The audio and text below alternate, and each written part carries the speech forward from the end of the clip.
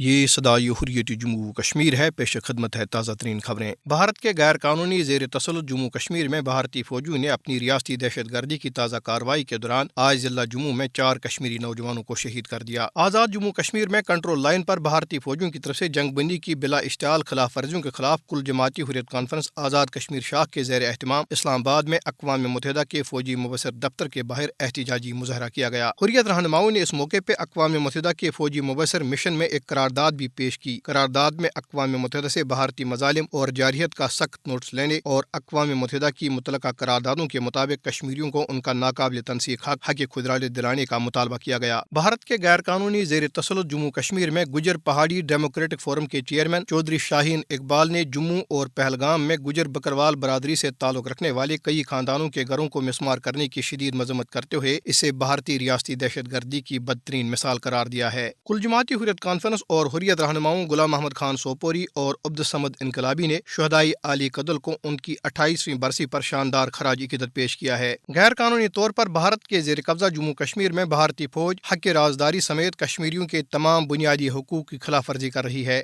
قابض فورسز کشمیریوں کو ان کے گھروں کے اندر بھی نشانہ بنا رہی ہے۔ بھارتی فوجیوں کے لیے گھروں میں گھسنا، مکینوں کو ہراساں اور گرفتار کرنا اور املاک کی توڑ پھوڑ کرنا روز کا معمول بن چکا ہے۔ اس کے ساتھ ہی خبریں ختم ہوئی۔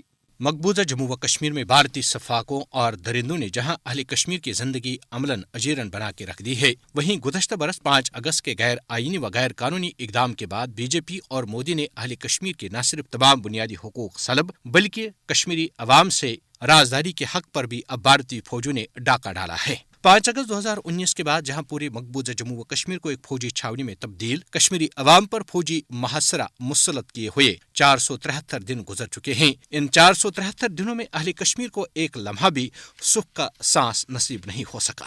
پیشہ ور بھارتی مجرم فوجی کشمیریوں کو ان کے گھروں کے اندر بھی نشانہ بنانے سے گریز نہیں کرتے، جو کہ ایک جنگی جرم ہے، کیونکہ خواتین اور بچوں کو شہید کرنا جنگی جرائم کے زمرے میں آتا ہے، اور جنگی جرائم میں ملوث اگر دنیا کے سرفرے جرنیلوں کو موت کی سزائیں دی گئیں تو بھارتی جرنیلوں اور فوجوں کو کیسے استثناء حاصل ہو سکتا ہے؟